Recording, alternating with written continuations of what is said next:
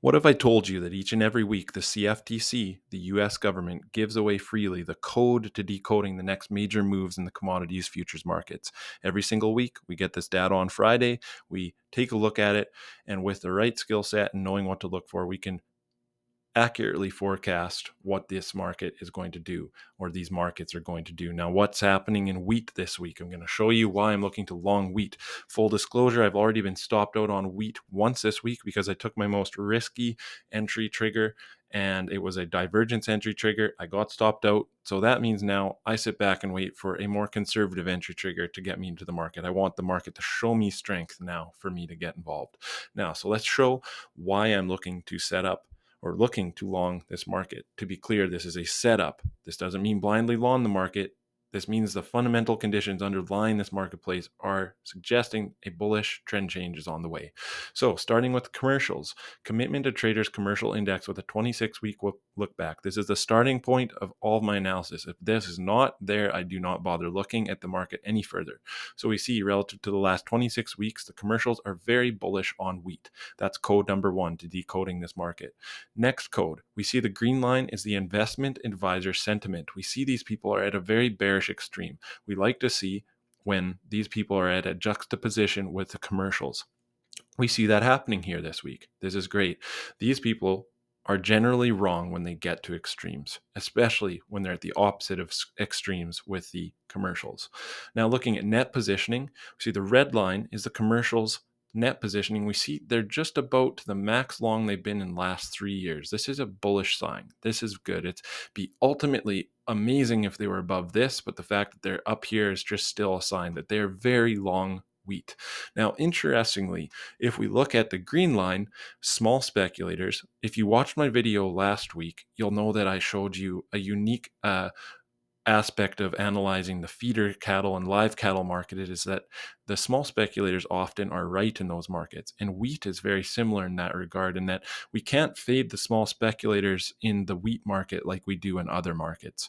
The small speculators are actually quite decent at trading the wheat market. And why that is likely because there's some farmers out there that are very in tune with the market and they just don't have the size to be considered a commercial. So they're still very in tune with the market. They know a lot about the market, and therefore their positioning is actually quite accurate and mirroring the commercials in this case. So looking at true seasonal, we see true seasonal doesn't really give us too much to go off of here, which is okay because we have enough other codes to suggest that this market is prepared for a bullish move.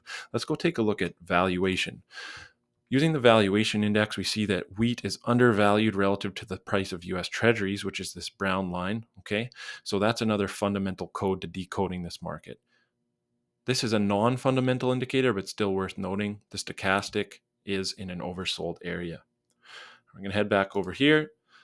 Like we were talking about the small speculators, here we see the small speculators are at an extreme and long positioning. Generally speaking, looking back at how they've done, an extreme and short positioning at the high, extreme and long positioning at the low. So again, this is very unique about wheat. We actually like to follow the small speculators in this market. They know what they're doing, okay? Now, taking a look at open interest, which is the black line, we see price has been coming down for weeks, and open interest has been increasing. So whenever open interest is increasing, we have to ask the question, who is causing the open interest increase?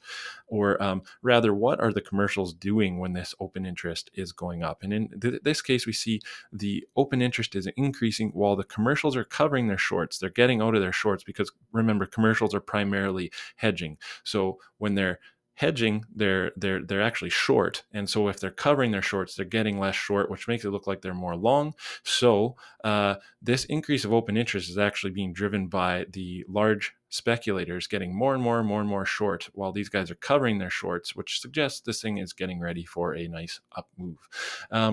So we've covered the commercial index. We see extreme in positioning, just about 3-year extreme from the commercials. Open interest analysis suggests that this market is ready to go up.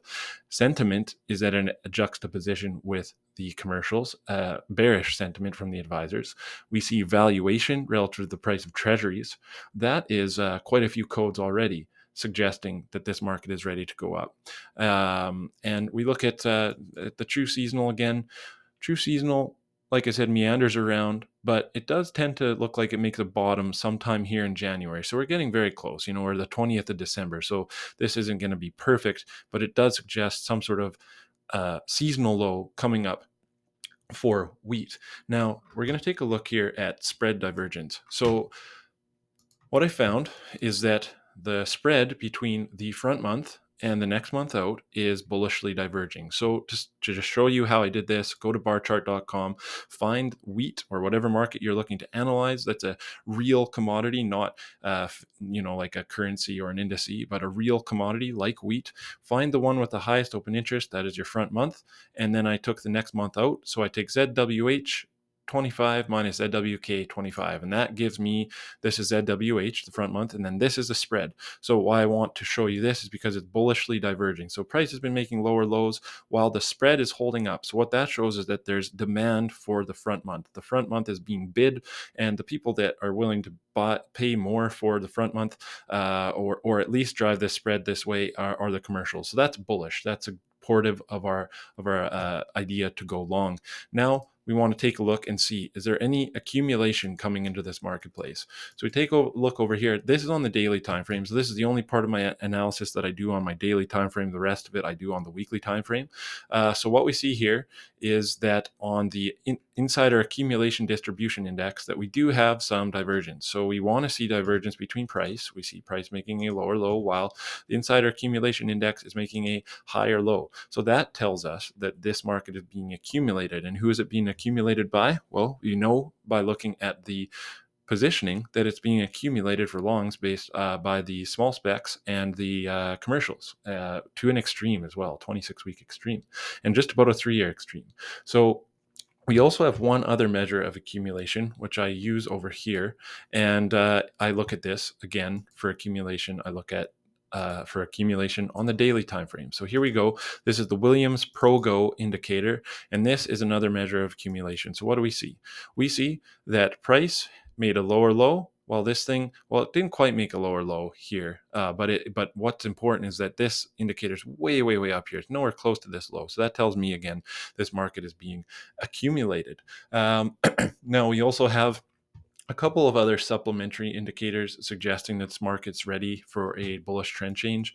On the weekly time frame here, we see that the percent R is in a buy zone. Mind you, these percent R signals are better when they're with trend. If you look at the downward 52-week moving average, whenever this percent R got into the overbought zone, it was an incredible time to sell this asset. Now, in this case, still supportive because we have the commercial positioning along for the ride, that this is worth noting. Okay, and now, to end today's video, I'm going to show you some interesting things that I don't always show. I'm going to show some cyclical analysis for wheat and how it kind of, in some ways, supports what we're looking to do here for longing wheat. So here I'm going to start with a 44-month cycle. This is using monthly data. So we see right now there's a very long-term cycle. It's done pretty good. What we want to see is a zig and a zag. So it went a zig up, a zigzag. Don't worry about the amplitude. These waves aren't supposed to show you the amplitude of the move. It's just supposed to show us general cycles. So see here, it did good there, not so good there, did good here, did good, not so good, good. So we're at a major cyclical low here on a 44-month cycle based on monthly data. So going on to the next one, I've got a few of them here for you. 830-day cycle. Now this is based on weekly data. What this suggests is the more major cyclical low is coming at the end of 2025. But if we look here, right here, we do have a cyclical low point coming around right now into about March, April. So that's supportive of our idea to go long. So we have a strong monthly cycle suggesting we're at the right point to go long. We have an 830-day cycle suggesting we should likely be looking for longs. Let's take a look at this. So on a 154-day cycle with daily data, we see we're right around a cyclical low to take us right up into March. Sometimes these things translate to the left or to the right, but generally speaking, sometime between now and early January, it should have a cyclical low point. We see, again, this has been a very good cycle. This market has been moving very in step with this. And what I like to see, what I like about the 150-day cycle is that it's in sync with, and that was the 154-day cycle with daily data. What we see is using weekly data, the 151-day cycle. So generally a 151 to 154-day cycle, we're seeing it pop up in the weekly and the daily data. So that's a strong cycle. I like to see that. So again, kind of right early January, we're at a cyclical low point for wheat, while at the same time, all the stuff that I've shown you here today suggests that wheat is fundamentally set up for a long. So the question is, what do you do with this information? There are entry triggers, ways to get into the market. Timing is using technicals. We find these setup markets and then use the technicals to get us into the market. If you're at all interested in trading commitment or traders style and learning more about this, I'm your guy. Feel free to shoot me a message. I will take you down the rabbit hole. We'll take lots of red pills and we will decode the markets. So I hope you found this video insightful, and have a great rest of your weekend. And if I don't talk to you all before Christmas, have a very Merry Christmas. Thanks for listening.